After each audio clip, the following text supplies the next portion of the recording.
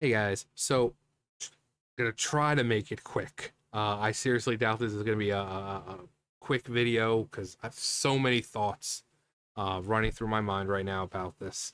Um, so sorry if you were expecting a video of a short nature.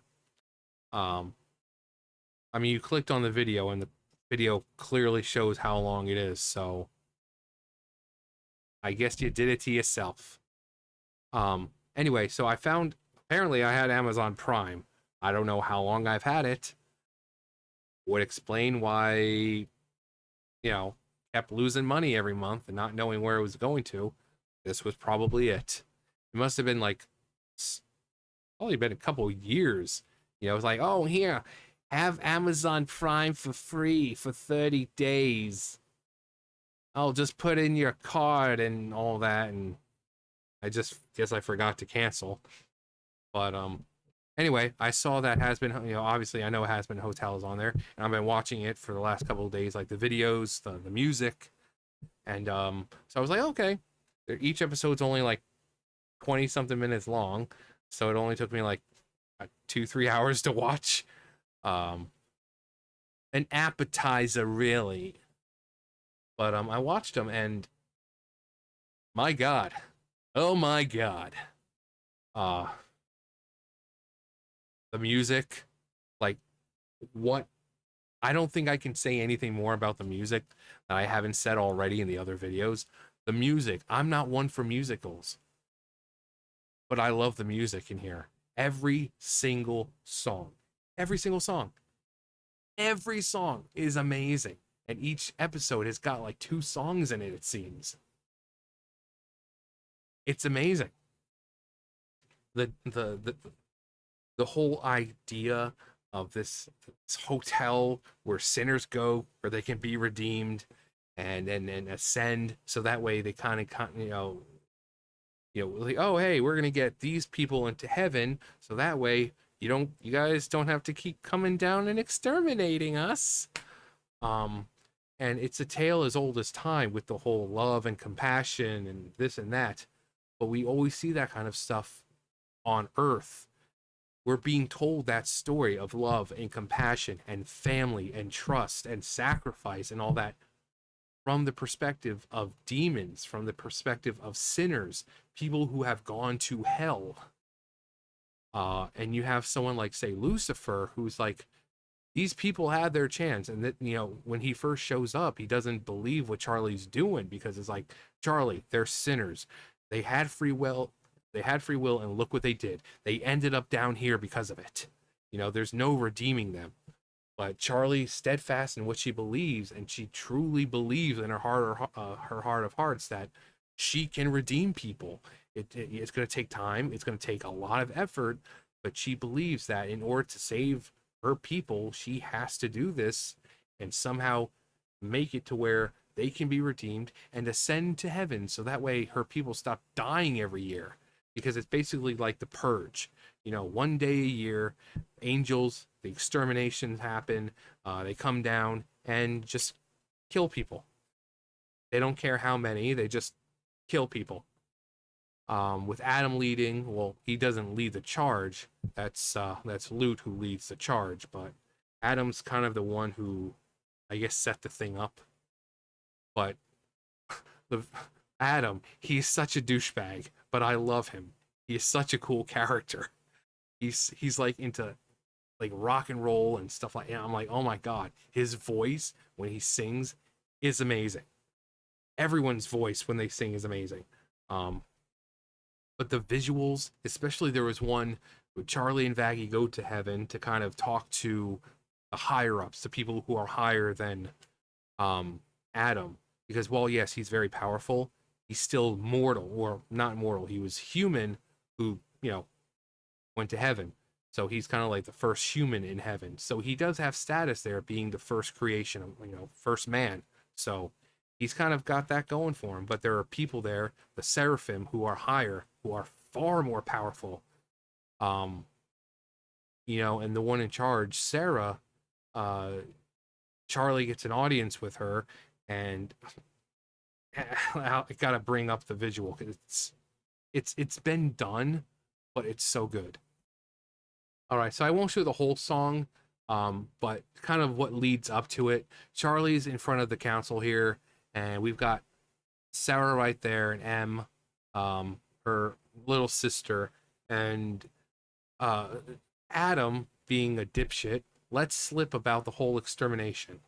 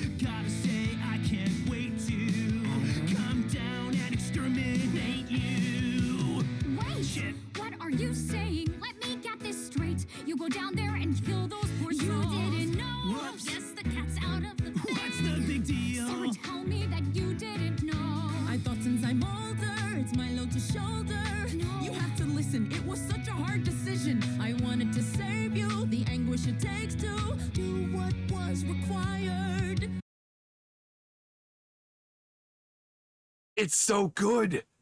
Like is she truly trying to protect her sister, or did she do this knowing full well is she just as bad as Adam is? Because you can see the way her eyes are drawn, they're supposed to be sympathetic, but then you see the flames, which means she's just as bad. You know, the whole symbolism with the fire in the eyes, saying, oh, I was just trying to protect you, but then you see kind of like what truly is almost like the true madness within. And it's so fucking good.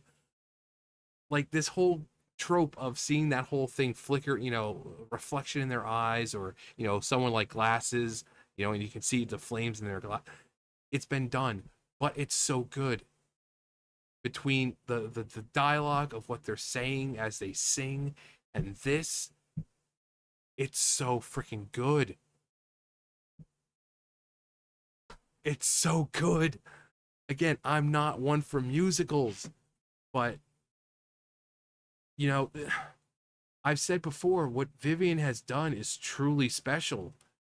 You know, it appeals to so many people. It doesn't, it's not pro-Christianity. It's not pro-Satanism. You know, I've seen people say, like, I'm a hardcore religious Christian and I love this show. So when you get so many people behind this sort of concept, you've truly created something special. Again, it's not about Christianity or Satanism or whatever. It's a story, again, a tale as old as time, about family and togetherness and love and compassion and redemption. It's just being told through their perspective of people in hell. It's not promoting religion. It's not denying religion. It's just telling it from a new perspective, something that we really haven't seen. And what they've managed to do, again, is special is really the only word I can think of for it. Also, Bettina Miller, who is voicing Sarah. Gorgeous voice. Gorgeous voice. But it's visuals like this.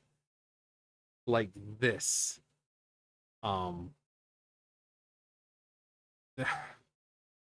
It's just so good. It's so good.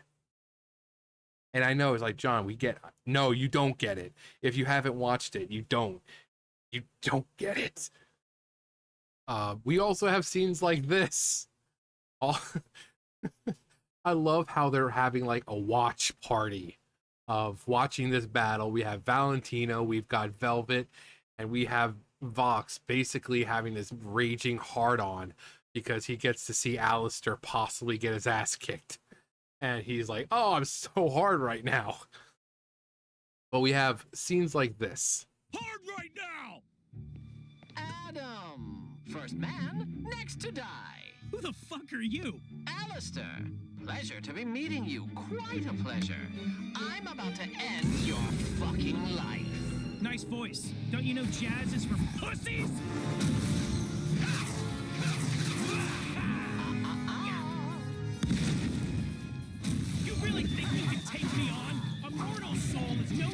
for me, edgelord. You should know better than anyone what a soul can accomplish when they take charge of their own fate.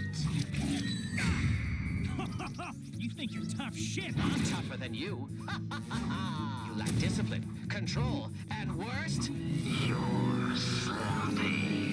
And you're... Fuck you, you red piece of fuck... You much fucking red... Fuck... Shut up! Poetry! I'm gonna wipe that shit-eating grin off your face, cause radio is fucking dead! What just happened? Fuck. Yes, fuck you, Alistair! This is better than sex!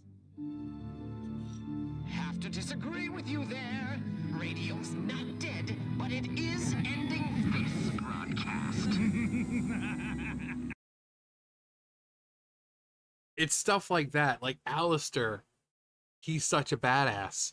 Like, this is a dude, Adam, first man, extremely powerful, so powerful that Lucifer had to step in, and Alistair was basically taking him on. How strong is Alistair? What power does Alistair have to pretty much contend with Adam? And had it not been for him, being basically surprised that, Adam broke his mic, he wouldn't have been slashed like that.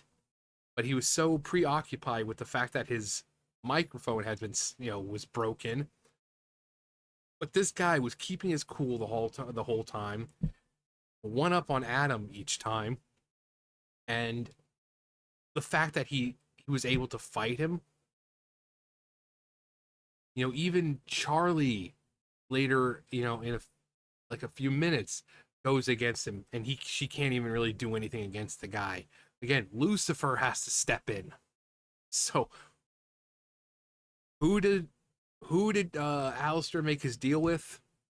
Well, possibly this lovely creature right here. This is Rue, or root of all evil, possibly, or might be possibly Eve, which essentially would be the root of all evil, forbidden fruit, and kind of lets evil into the world.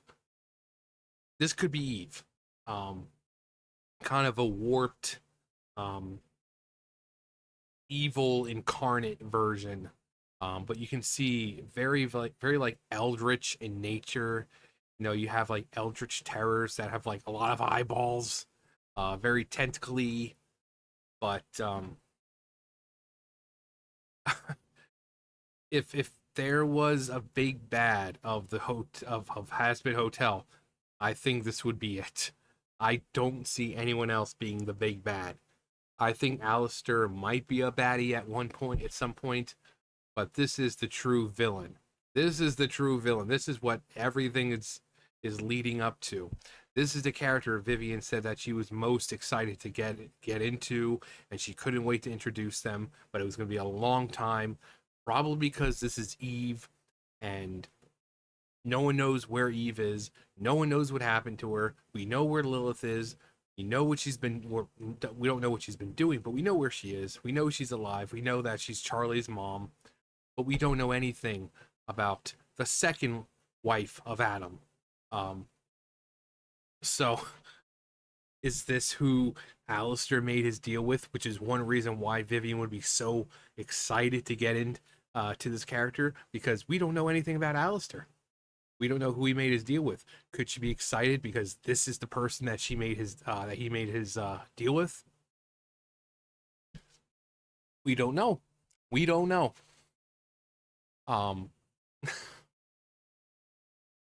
But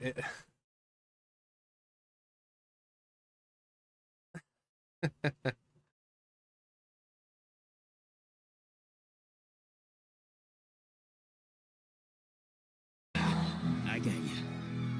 Dad, look out! Wait, what the fuck? You come at me and my daughter? Don't forget, you're in my house, bitch! Whoa, Dad. He's had enough. How's mercy taste, you little bitch?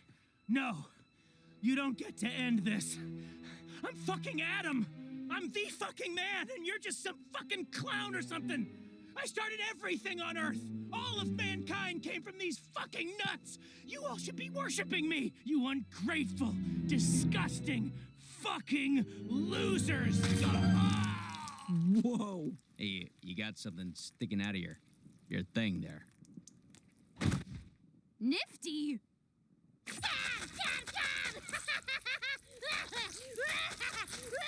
Holy shit. Blood! No! Sir! Sir! Stay with me, sir! Adam! It's over.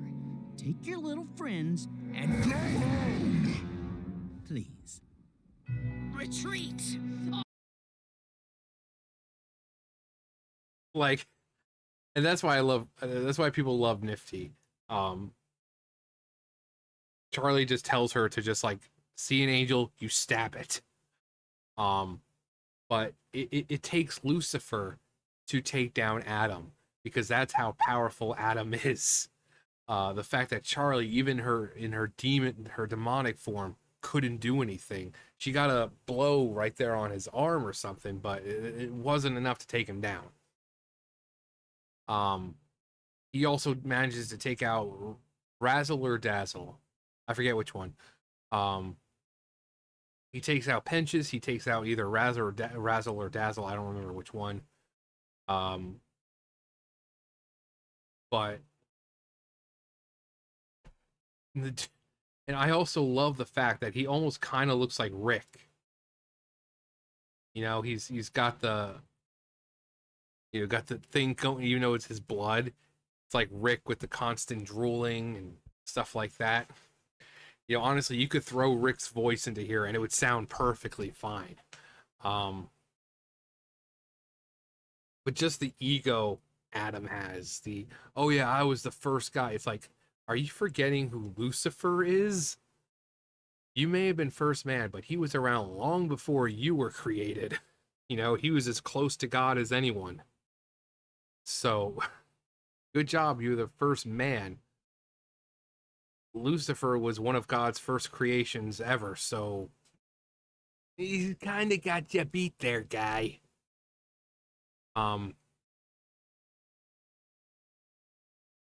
Jeremy Jordan. Yeah, he like his vocal range is crazy. It's just so crazy.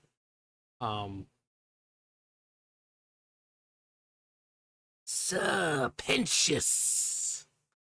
And a lovely ad. I had to. It's like you see me, cut for a second, and then you guys come when I come back. We're on this. You're welcome. I think that's hilarious. You got Velvet taking a selfie, but a selfie with her, and you got Vox and Valentino making out in the back. That's amazing. That's amazing. I can't wait for one of them to die. Valentino will obviously be the first to die. I don't think that Velvet's gonna die anytime soon. Hell, I don't even think Vox is gonna die. I think he's gonna survive till the end. And then maybe after him and after Valentino and Alistair are gone, he'll have no reason left to really do anything, and maybe Velvet somehow will convince him to join the hotel. I think in that instance she'll be the voice of reason. You're like, hey, those two fuckheads have, toddled off. I mean, do we really want to keep doing this for the rest of our lives? But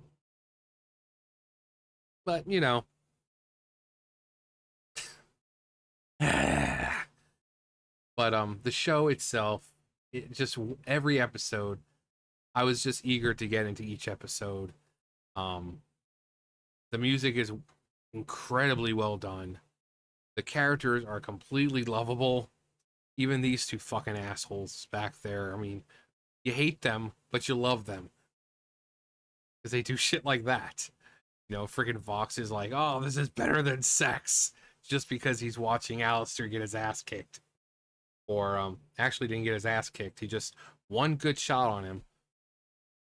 which makes me think it's like Vox is sitting there all happy about what Alistair is getting done to him. How long does Vox think how long does he think he could have lasted against Adam or Valentino? Valentino, he just slapped. This Adam would have been like, poof, gone. It would have been like Pentious. He was just like, huh, well, that was no problem for me. Same thing with Vox. I don't think either of them would have the power to even stand. Like, looking at the dude would probably cause them to burst into flames. But Alistair was able to actually fight the guy, and he was not winning, but so. Also, I love like the bedhead thing that she's got going on. She was kind of like almost like in pajamas, almost. Like I said, it was like like a watch party. But normally she's got her hair done up and all that. But it's like it was a late night watch party with my friends. But yeah, everything about the show, the characters, the voices, the singing, the setting, just how bold and colorful it is despite taking place in hell. I could sit probably here for an hour or two and talk about the show, and I'm not going to. But I could. I could. And sometimes that's just the way things are, you know? Sometimes you find something you like and you just can't help but talk about it. It reminds me of a time I was sitting with my good friend Orville. We were in the living room and it was raining out. Well, yes, it was raining out. I remember because I could hear it on the roof. We were sitting there and I said, Orville, you know, sometimes no, Mr. Hippo. But yeah, I'm sorry, it's late. You know, and I probably should have waited for tomorrow to, you know, collect my thoughts. So this is all me kind of like spur of the moment and just like, you know, after the fact. But it I'll probably talk about it again, maybe more in depth when I've got my thoughts collected. But it's like, what is it? It's like almost 10 o'clock at night, so you know.